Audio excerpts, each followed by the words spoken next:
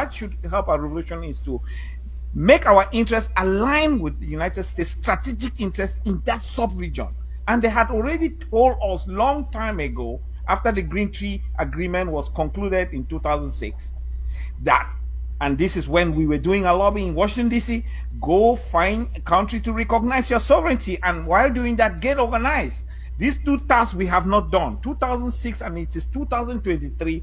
We have not reorganized. We are not united under the sovereignty doctrine, which defines us as a separate and distinct people. Who do you expect to do that, comrade? Who do you expect to do that?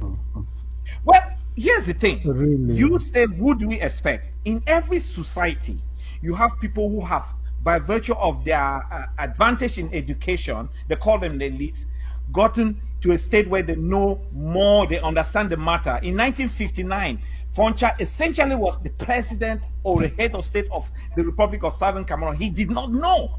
Otherwise, there would not have been the resolution 1342 granting that plebiscite nonsense in 1961.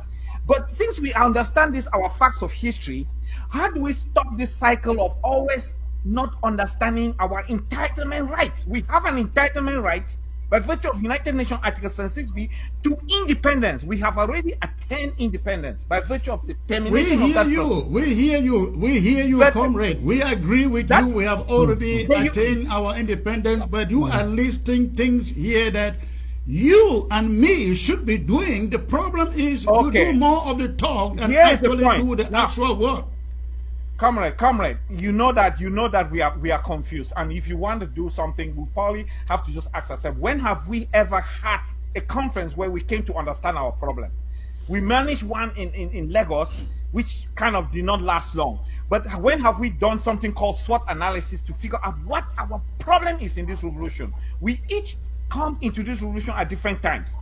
And when we come into revolution at different times, we do not take time to investigate the problem, the root cause of our problem.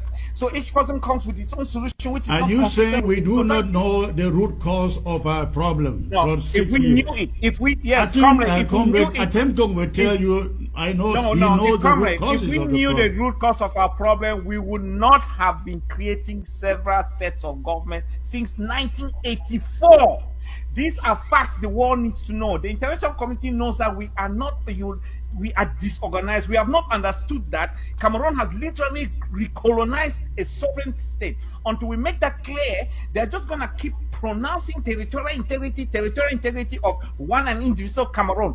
Cameroon is one and indivisible because they are Republic of Cameroon, whose independence was had in January 1st, 1960. We are one and indivisible because we had an independence on October 1, 1960. These two countries came to form a confederation. It has failed.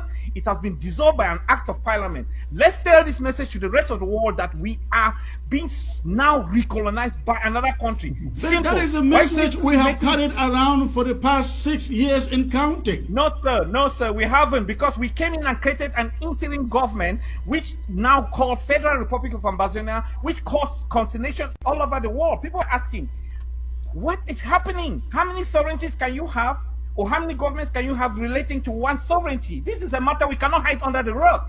Okay, let me explain something.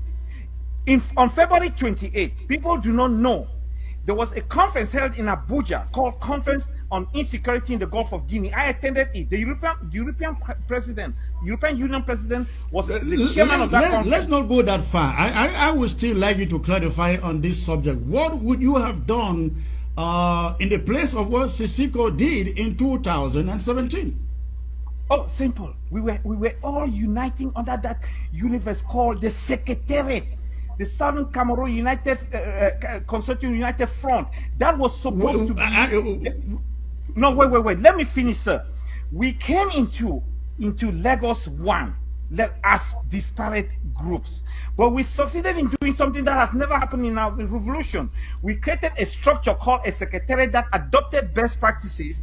In that universe, there was now the chance that we will harmonize our disparate ideologies. We did not allow that to continue, and we did something which was against another resolution adopted by at the Capital Heights Conference.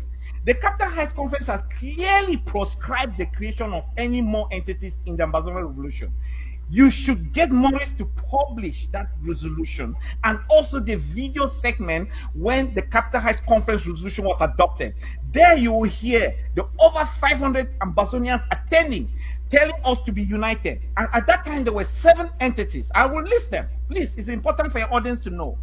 In order of entry into the Ambazonia Revolution: Republic of Ambazonia, 1984, SCNC, 1995, SCYL, which is now APLM, 1997, SCAPUL, 2002, AGC, which is now AGOC, 2013, Consortium, 2016, and Morris.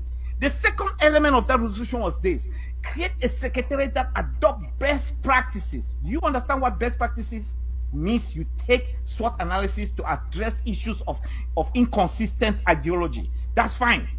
Then the next, like the last resolution, was do not create any more entities in the Ambazonia Revolution. Did you know that here? That do not create. The date was January 21st, 2017. It did not take long. That same February, we landed in Lagos and created the Southern Cameroon United Front. That was that secretariat. Should we have not allowed that thing to germinate fruit so that we could have been the united front? That was where we made again, that is an interesting analysis. I wasn't in Lagos. I wasn't in all those conferences. I know for sure that the Capital Heights meeting took place. However, we have one problem. I think you are partly right that we have one problem, that of groups here, groups there in this struggle. But the main issue with groups is that you have leaders. You have leaders who feel like they have some entitlement. They are entitled to lead us. When you look at all these organizations, I mean, the leader of Morris is still there from day number 1, no leave, no transfer. The leader of the APLM is still there, no leave, no transfer. The leader of RUA is there, no leave, no transfer. The leader of AGOC is there, no leave, no transfer. You come to the interim government, Sisiko is removed in jail, you say, I am not leaving. You remove Sako say, I was supposed to be president to you, Boya. You remove Marianta says, no, I am supposed to be the president.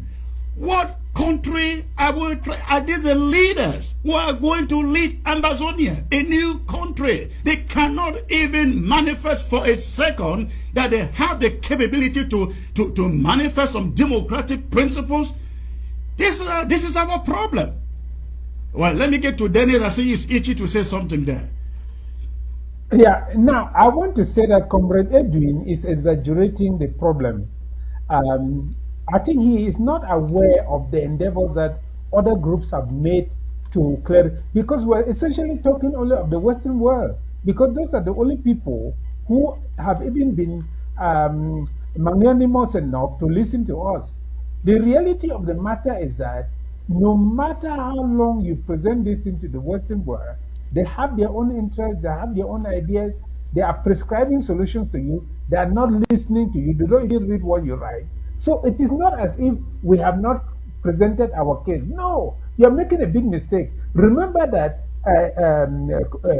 Fongo Jidinka spent all his time presenting that case. Up to today, nobody has listened to him. Molan Jolly Timber spent all his time presenting that case. Up to today, nobody has listened to him. Other people have done the same. It is not for failure to present the case, my brother, that the international community is not reacting. The international community does not react in that way. They just allow you to fight until when they can absolutely not change anything, that's when they intervene. That's just the reality. That's just the reality. So you are blaming the wrong people. We have been doing what I agree with you that our divisiveness is our undoing. If we were to come together and say, look, we want to have 2 papers just on the root causes, so that we have a universal case file that goes across for all the liberation movements, so that all the liberation movements are speaking the same language, that would be great. In 1993, I proposed a universal case file which we started putting together, myself, Professor Kasnanyangwe, Dr. Mfomfo, a universal case file that would have been shared to all the liberation movement so that we have a clear understanding of our matter and all the facts will be the same no matter who is presenting that case where. But it didn't go through. So this is a problem. Let us not keep blaming ourselves as if you are given the chance today, the international community will start listening to you. They will not. That's just the reality of the matter. I agree with you that many of our leaders cannot present our problem scientifically, cannot present our problem thoroughly so that everybody understands it. That is true. But the reality now is that what we need to do is to come together, agree on, even if we are coming together only to agree on a presentation that all the liberation movements can use after we separate, that will still be fine. I believe that we can move forward by having a coherent presentation that makes our case clear and succinct to everybody. That we have. But don't believe that the Western world will listen to you just because you have presented the case well. I just told you about the ambassador who has been doing everything, telling us that he's doing everything to get our case resolved. And I asked him a simple question, he couldn't answer because he does not even care to read. He just believes that because I'm from the Western world, I have authority to tell you what to do. They don't read anything we write. You listen to Ambassador Tibonagi. All the time, every single statement he made contradicted UN principles. Every single statement he made contradicted UN principles. So, what was he reading? Tell me, what was he reading?